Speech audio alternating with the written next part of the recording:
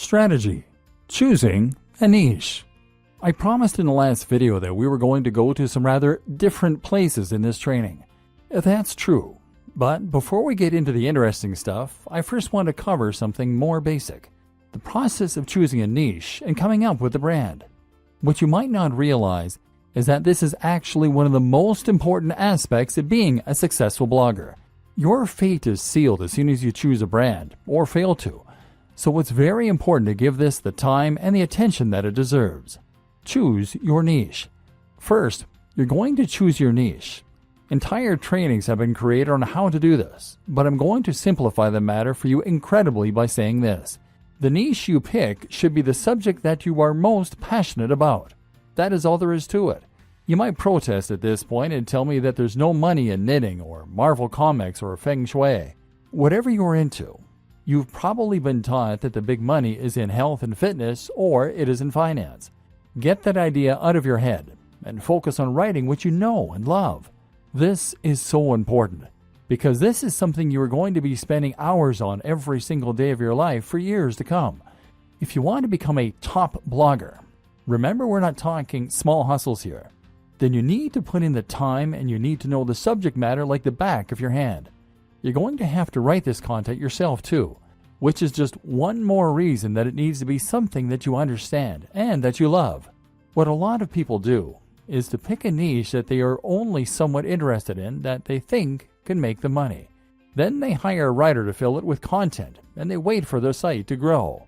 This never works. It might make you some money, but you will not become a top blogger. Why?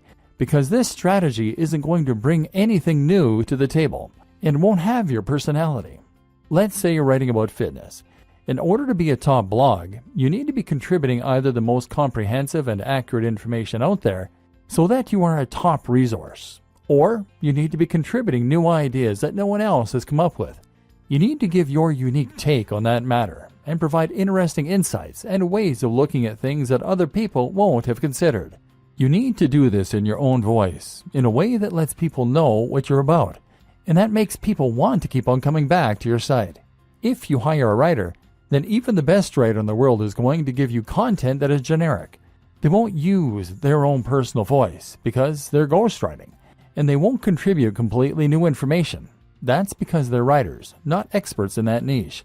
And even if they were experts in that niche, they wouldn't want to give ideas that were too new, too controversial, or too unique, because they'll assume that you want to sound like you. In other words, they can't put words in your mouth. Only by writing it yourself can you bring something new to the table. And you can only do that if it's a topic you really know and understand. And this is before we mention the fact that you have to love the subject enough to spend all that time on it without getting tired of it and moving on. How to hone in on a smaller niche. But what do you do if the niche that you know is not one you can realistically succeed in? What if it is either too big or too small? A niche that is too big might be something like bodybuilding. This is a massive niche, and it's an industry that has huge amounts of cash poured into it all the time. If you want to create a blog on bodybuilding, then you're going to be going up against some huge established brands. These will include the likes of bodybuilding.com. So the question you now have to ask is whether you really think you can compete with a site like bodybuilding.com that is spending thousands, if not millions of dollars on advertising every single day, and they will already have a massive audience of regular readers. How can you stand out against that competition? One solution is to narrow in and make your niche a little more focused. What's a subsection of the bodybuilding niche that you can make your own? I've seen entire blogs on how to work your calves before, aimed at people who aren't happy with the size of their calves. If that's all you're focusing on and that's where you're putting all of your energy, then you can compete with bodybuilding.com in just that one capacity. But a better example might be to focus on a specific demographic. That can mean fitness for the overweight, for the elderly, for women, for students, for moms, or for entrepreneurs. One of my favorite examples of a successful blog is Nerd Fitness. Nerd Fitness is a blog about fitness that is aimed at nerds. This carves out its own very specific section of a larger niche and allows it to compete with much bigger names. You can also make a niche bigger by combining it with other topics and other ideas. Nerd Fitness does this in a way because the concept allows the blogger to write about other topics too, in particular nerd culture. Then there are examples like The Art of Manliness. This is a blog that covers everything that the author considers to be manly, from health and fitness, to style, to how to smoke a cigar. It's a very broad concept, but also one that is entirely unique in its own way. This is something you can do if your niche is too narrow. If the thing you really want to write about is Sonic the Hedgehog, then that probably is too narrow a niche to make money from on its own. So why not branch out a little bit by including other video games you like? Geekdom 101 is a YouTube personality who started out vlogging about Dragon Ball Z, but has expanded to include other films, TV, and games, and has that way built a far more monetizable brand. Likewise, if your passion is bonsai and you want to make that subject a little larger, then how about including some other things you're interested in that are related?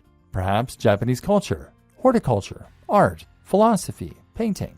In this way, you are now starting to create a brand out of your niche, creating a very distinct topic and tone that helps you to carve out your own audience while writing about the things that really interest you. Route to market. The other thing you need to think about when you start coming up with the idea for your blog is your route to market. That means thinking about the ways in which you're going to market your blog. At first, your blog is not going to be highly monetized. You might be able to sell a product, but you'll need to build a big audience before you'll start shifting units. Likewise, AdSense and other display advertising won't earn you much at all until you start getting heavy traffic. So that means you really can't afford to pay for your advertising to begin with. And that in turn means you need to find ways to market yourself for free. A route to market is a direct channel you have to your target audience. Your target audience is your persona, the imaginary person for whom your site has been designed. You need to know what kind of person this person is and where they can be found. Then you need a way you can reach them for free.